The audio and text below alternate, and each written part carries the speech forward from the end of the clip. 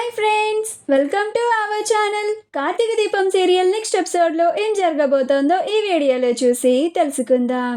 దశరథ్ని చంపాలనుకున్న జ్యోత్స్న అసలేం జరిగింది అని తెలుసుకోవడానికి ఈ వీడియోని స్కిప్ చేయకుండా ఎండ్ వరకు చూసేయండి. కళ్యాణ్ దాస్ గారు వారి వాదనని కోర్టులో వాదిస్తూ ఉంటారు. అలా దీప దశరథ్ గారిని చంపలేదు అని తెలిసిపోయింది. ఇప్పుడు దశరథ్ గారిని కాల్చింది ఎవరు, ఆ అజ్ఞాతి వ్యక్తి ఎవరై ఉంటారు అని అంటూ ఉంటారు. అప్పుడు జ్యోత్స్న చాలా కంగారు పడిపోతూ ఉంటుంది. అసలు నేను ఆ ఎస్ఐకి డబ్బులు ఇచ్చి మరీ ఆయన్ని కొనేసి రిపోర్ట్స్ మార్పిచ్చింది దీనికోసమేనా? ఆయన అసలు ఎందుకు కోర్టుకి రాలేదు?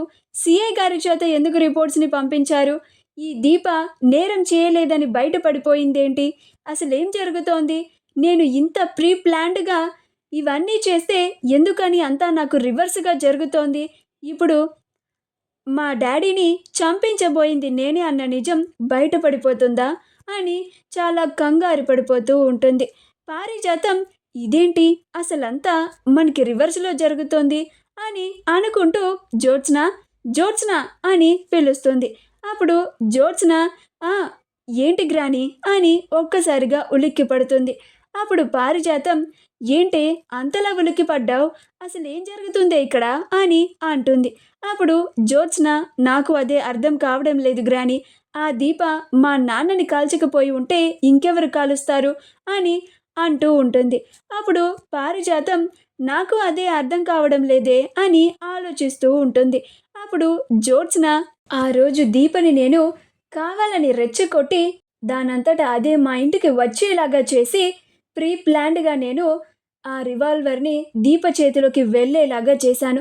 పైగా నా మనిషిని ఒకరిని బయట పెట్టి కూడా ఆ దీపని లేకపోతే మా నాన్ననైనా చంపాలని మొత్తం ప్రీ ప్లాన్డ్గా అరేంజ్ చేసి ఉంచాను.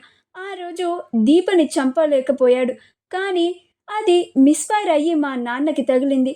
ఏదైనా మన మంచికే జరిగింది కదా అని అనుకొని ఈ నేరాన్ని ఆ దీప మీదకి నెట్టేస్తే ఆ దీప జీవితాంతం జైల్లో ఉంటుంది కదా, అప్పుడు మా బావని నేను చక్కగా పెళ్లి చేసుకోవచ్చు అని అనుకున్నాను.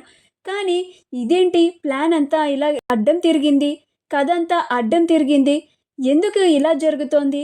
నేను ఆ ఎస్ఐని కొనేసినట్టుగానే ఆ ఎస్ఐని ఇంకెవరన్నా కొనేశారా? అలా కొనేంత అవసరం ఎవరికి ఉంది? మా బావ దగ్గర అంత డబ్బు లేదు. నిజంగానే మా బావే ఆ ఎస్ఐని బెదిరించి ఇలా చేసి ఉంటాడా? అందుకే ఆ ఎస్ఐ కోర్టుకు రాలేదా? ఇప్పుడు ఆ కళ్యాణ్ దాస్ గారిని చూస్తూ ఉంటే నా పేరుని బయటికి తీసుకొచ్చేలానే ఉన్నాడు. మా నాన్నని చంపించాలని చూసింది నేనే అని బయట పెట్టేసేలా ఉన్నాడు అని చాలా కంగారు పడిపోతూ ఉంటుంది. అప్పుడు పారిజాతం ఏంటే జ్యోత్స్న, ఎందుకు ఇలా చెమటలు పడుతున్నాయి నీకు అని అంటుంది. అప్పుడు జ్యోత్స్న ఏం లేదు గ్రాని అని అంటూ ఉంటుంది. అప్పుడు పారిజాతం కొంపతీసి మీ నాన్నని కాల్పించింది నువ్వేనా అని అంటుంది. అప్పుడు జ్యోత్స్న ఆశ్చర్యపోయి ఏం మాట్లాడుతున్నావు గ్రాని, మా డాడీని నేనెందుకు చంపించాలని చూస్తాను అని అంటుంది. అప్పుడు పారిజాతం ఎందుకు చంపించాలని చూడకూడదు, ఆ దశరథేమన్నా నీకు కన్న తండ్రా ఏంటి అని అంటుంది. అప్పుడు జ్యోత్స్న ఏం మాట్లాడుతున్నావు గ్రాని, దశరథే మా డాడీయే నాకు కన్న తండ్రి, ఆ దాసు కాదు అని అంటుంది. మా వీడియో కనుక మీకు నచ్చినట్లయితే లైక్ చేయండి, షేర్ చేయండి, మా ఛానల్ని సబ్స్క్రైబ్ చేసుకోండి, పక్కనే ఉన్న బెల్ ఐకాన్ని క్లిక్ చేయడం మాత్రం మర్చిపోకండి.